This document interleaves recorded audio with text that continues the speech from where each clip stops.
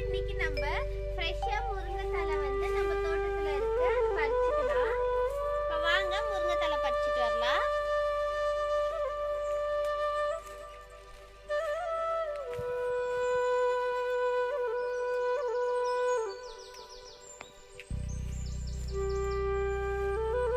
இங்க பாருங்க எவ்வளோ ஃப்ரெஷ்ஷா இருக்கு முருங்கைத்தலை.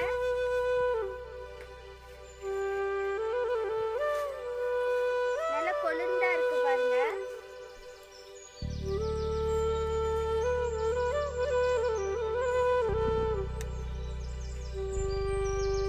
உங்க தோட்டத்துலயும் இந்த மாதிரி முருங்கைத்தலை இருந்துச்சுன்னா நீங்களும் இதே மாதிரி பறிச்சுக்கோங்க.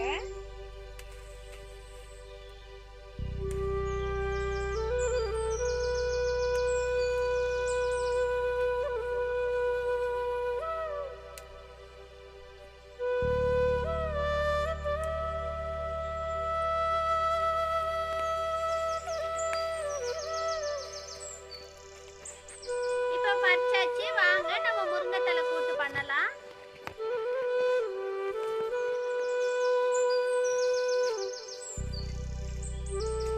இப்போ வாங்க நம்ம சமைக்க போகலாம். இன்னைக்கு நம்ம பண்ண போகிறது கம்மஞ்சோறுக்கும் முருங்கைக்கீரை கூட்டும். இப்போ வாங்க பண்ணலாம். அதுக்கு ஃபஸ்ட்டு பருப்பை வந்துட்டு குக்கரில் போட்டுக்கலாம்.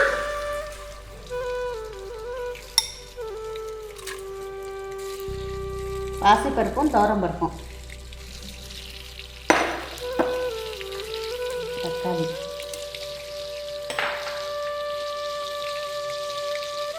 பச்சை மிளகாய், பூண்டு, சின்ன வெங்காயம்,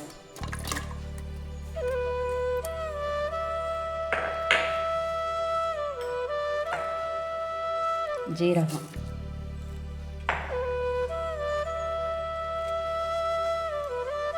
வீட்டில் அரைச்ச சாம்பார் பொடி,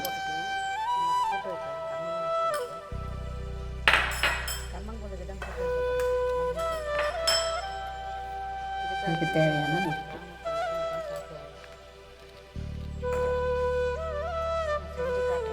பெருங்காயம். இதை தண்ணி ஊற்றி ஃபஸ்ட்டு இதை வேக வச்சிடணும்.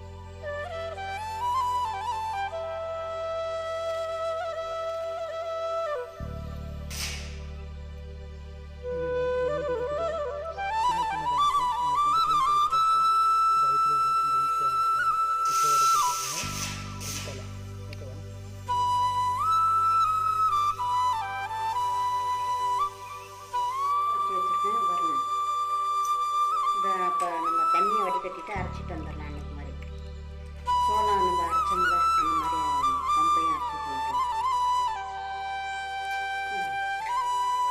இதுதான் கம்பு. வில்லேஜில் சொன்னேன்னா இப்போ கூட்டு பண்ணலாம், கம்பு சாதம் பண்ணின்னு, இந்த மாதிரி தான் கம்பு இருக்கும். இது கொஞ்சம் பெரிய கம்பு இருக்கும், இது வந்து சின்ன கம்பு. இதில் 2 விதமாக இருக்குது கம்பு. நீங்கள் பார்த்து வாங்கிக்கோங்க. கம்பு ஒரு 1 மணி நேரம் ஊற வச்சுக்கோங்க. அதுக்கப்புறம் இந்த தண்ணியை வடிகட்டிட்டு கொஞ்சம் இதாகணும்னா உணர்ந்தோடனே மிக்சியில் மாவு மாதிரி அரைச்சிட்டு வந்துடலாம்.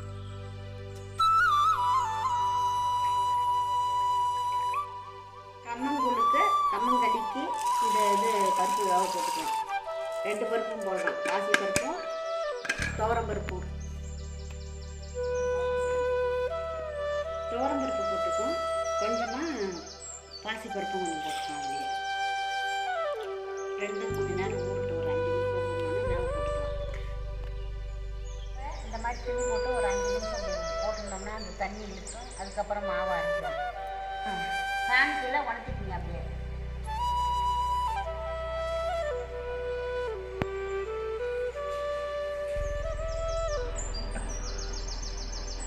வாங்க இந்த கம்பை அரைச்சிட்டு வந்துடலாம். பாருங்க தண்ணியில் நம்ம துணியில் கொட்டி ஆற வச்சுருந்தோம்னா அந்த கம்பு ஆறிடுச்சு பாருங்கள். நல்லா தண்ணியெலாம் இழுத்துருச்சு. வாங்க அரைச்சிட்டு வந்துடலாம். வாங்க இப்போ மாவு பாருங்கள் அரைச்சிட்டு வந்துட்டோம். நல்லா நைஸாக பாருங்கள்.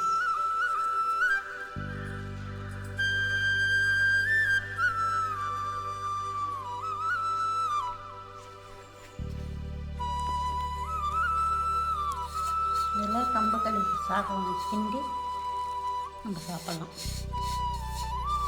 கிராமத்தில் இதுதான் காலையிலேயே 3 மணிக்கே எழுந்திரிச்சு உரலில் இடிப்பாங்க. நம்ம உரல்லாம் இப்போ இடிக்க முடியாது. அதனால் நம்ம மிக்சியில் போட்டு அரைச்சிக்கணும். அவங்களாம் 3 மணிக்கே எழுந்துச்சி இடிப்பாங்க அந்த காலத்துலலாம், வயலுக்கு சாப்பாடு கொண்டு போகிறதுக்காக. இது அவ்வளோ சத்து உடம்புக்கு. அதனால் அந்த காலத்தில் இது தான் சாப்பிட்டு அவங்க வாழ்ந்ததே. நம்ம தான் அரிசி அது இதுதான் சாப்பிட்றோம். அந்த காலத்துலலாம் கம்பு, சோளம் இதுங்க தான் சாப்பிட்டாங்க. ராகி இதுங்க தான் அதிகமாக சாப்பிட்டாங்க. அதனால தான் அவங்களுக்குலாம் நோய் நொடி இல்லாமல் இருந்தாங்க. வணக்கம் மக்களே, வெல்கம் டு ஸ்பைசி மல்லி சேனல்.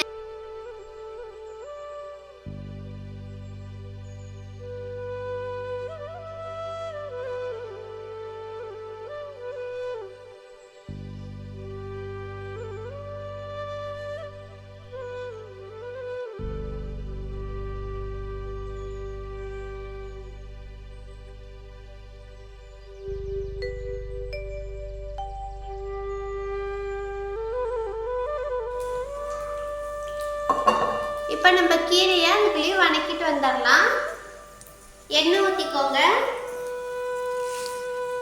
கடுகு ஆட் பண்ணிக்கோங்க, காஞ்ச மிளகாய் ஆட் பண்ணிக்கோங்க, அடுத்தது பெருங்காயத்துக்கு கொஞ்சமாக ஆட் பண்ணிக்கோங்க.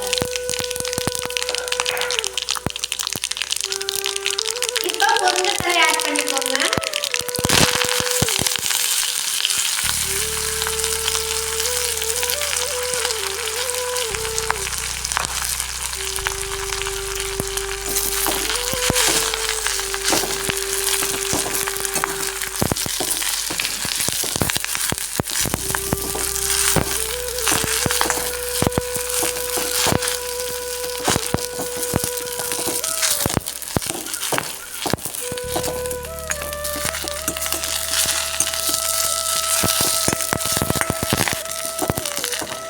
இந்த கீரை இப்படி வணக்கி போட்டோம்னா அந்த சாம்பார் டேஸ்ட்டாக இருக்கும். அதுக்காக தான் வணக்கி போடுறோம்.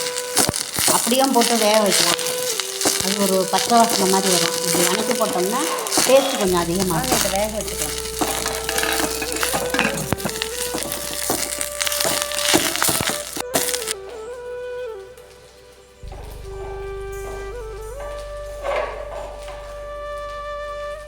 மஞ்சத்தூள் கொஞ்சம் போட்டுக்கணும். ஒரு 4 விசில் விடுங்க. அப்போ பருப்பு நல்லா வெந்துடும்.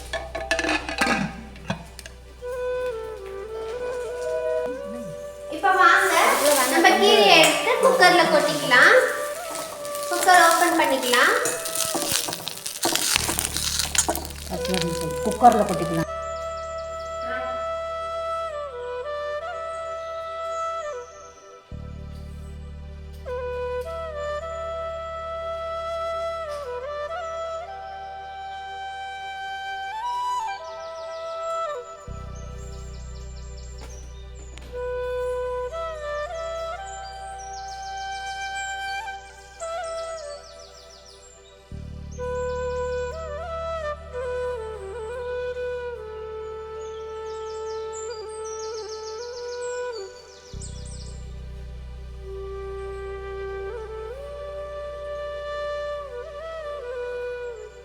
இப்போ அடுத்தது கம்மஞ்சோறுக்கு தண்ணி காய வச்சுக்கலாம்.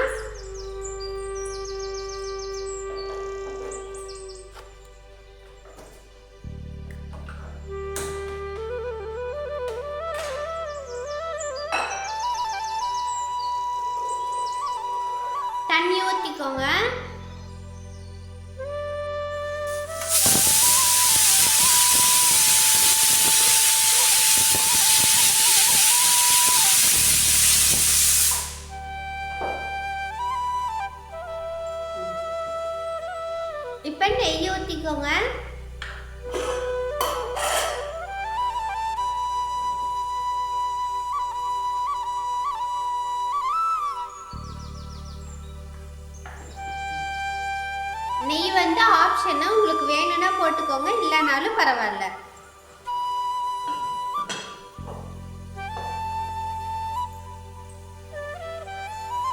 தேவையான அளவுக்கு உப்பு ஆட் பண்ணிக்கோங்க.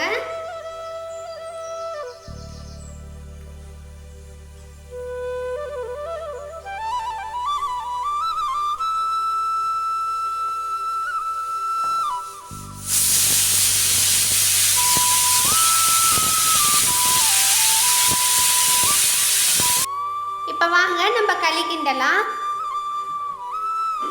இதை வந்து கம்பஞ்சோறுன்னு சொல்லுவாங்க, கம்பஞ்சோறுன்னு சொல்லுவாங்க.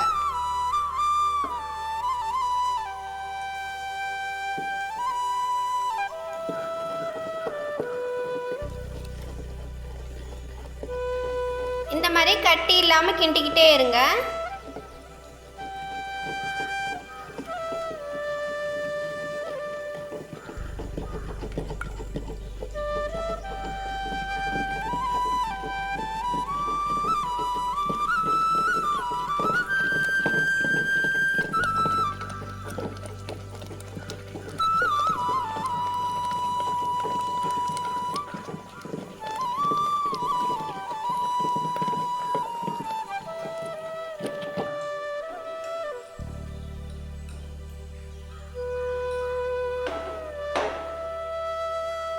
ஒரு 10 நிமிஷம் வேகட்டும்.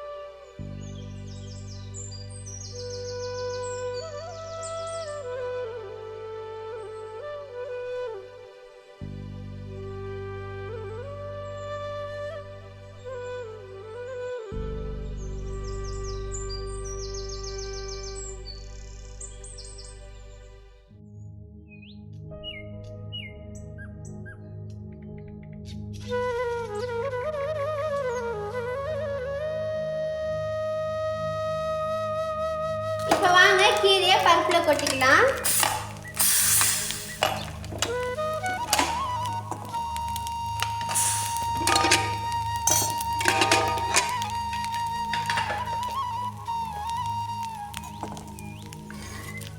இப்போ பருப்பு நல்லா வெந்துருச்சு. இதில் வந்து கீரையை போட்டுக்கலாம். கடைஞ்சி விட்டுக்கோங்க பருப்பை.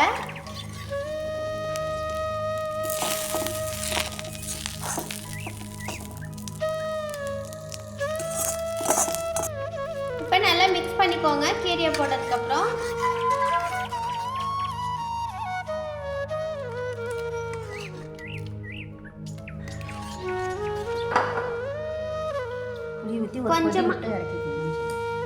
கொஞ்சமாக புளி ஊற்றிட்டு அதுக்கப்புறம் இறக்கிக்கோங்க. கொதிச்சதுக்கப்புறம் இப்போ ஒரு கொதி வந்ததுக்கப்புறம் இறக்கிக்கோங்க.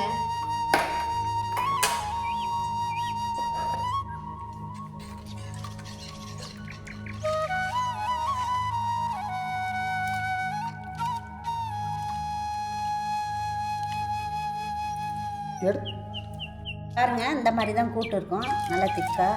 அதுக்கு தொட்டு சாப்பிட்றதுக்கு நல்லாயிருக்கும், டேஸ்ட்டாக இருக்கும். ஒரு கொதி வந்தோடனே புளி ஊற்றி ஒரு கொதி வந்தோடனே நிப்பாட்டிடுங்க.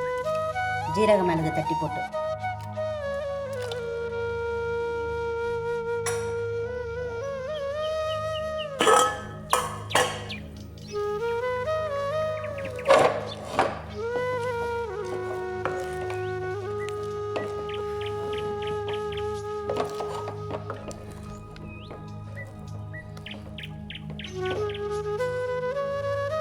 ஒரு 2 நிமிஷத்தில் இறக்கிடலாம் தள்ளி கம்மங்கூழ.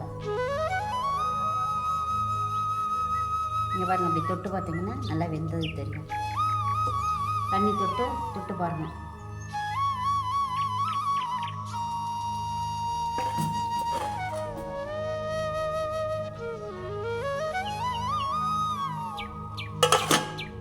ஒரு 5-6 மிளகு, கொஞ்சம் ஜீரகம் போட்டு நுணுக்கிக்கலாம் மேலே.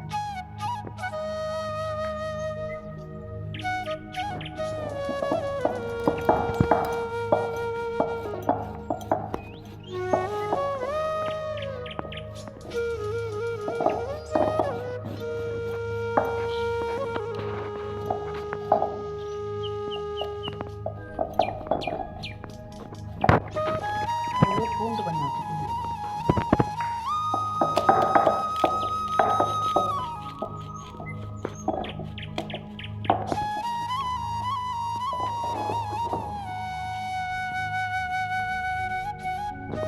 இந்த லாஸ்ட்டில் இந்த தட்டி போடுற ஜீரகம் பூண்டு டேஸ்ட் அவ்வளோ நல்லா இருக்கும் அந்த குழம்புக்கு. வாங்க இப்போ போட்டு இறக்கிடலாம்.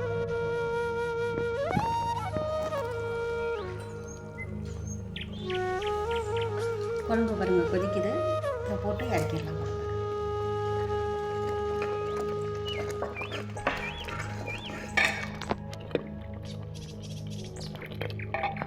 பாருங்க எப்படி மணமாக இருக்கு.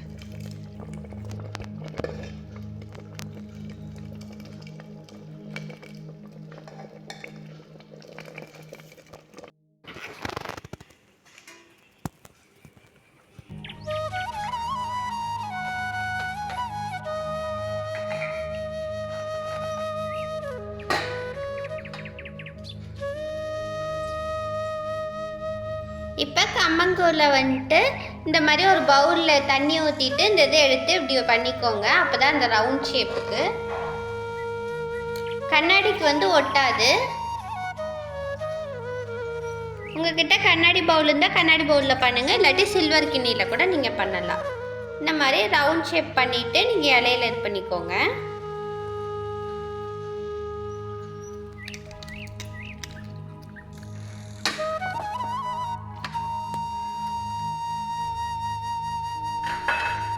பார்த்தீங்களா, ரவுண்ட் ஷேப் வந்துடுச்சு.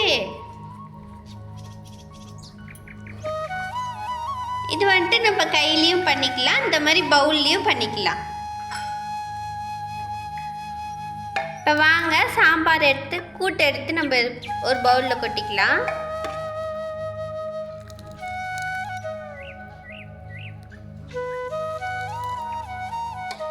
இப்போ வாங்க சாப்பிடலாம்.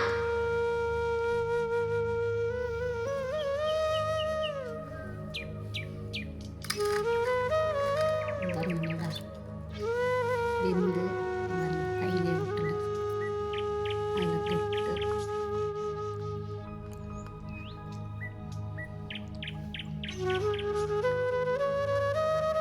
இங்கே பாருங்கள், இதில் கம்பெல்லாம் வெந்து எவ்வளோ நல்லா இருக்குதுன்ட்டு.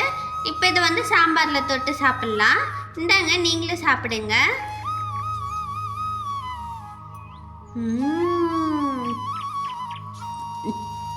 அவ்வளோ அருமையாக இருக்குதுங்க. அந்த கம்பெல்லாம் வெந்து அவ்வளோ அருமையாக இருக்குதுங்க. அந்த டேஸ்ட் அவ்வளோ சொல்கிறதுக்கு வார்த்தையே இல்லை. நம்ம நார்மலாக சாப்பிட்றத விட இந்த கம்பங்களி அவ்வளோ நல்லா இருக்குது. இதில் வெந்திருக்கிற முருங்கைக்கீரை எல்லாம் அவ்வளோ டேஸ்ட்டு செம்மையாக கொடுக்குதுங்க. கம்பும் நல்லாவே இருக்குது. சின்ன வெங்காயம்லாம் ரொம்பவே டேஸ்ட் கொடுக்குது. நீங்களும் செஞ்சு பார்த்துட்டு எப்படி இருக்குன்னு எனக்கு கமெண்ட்டில் சொல்லுங்கள். பாய்.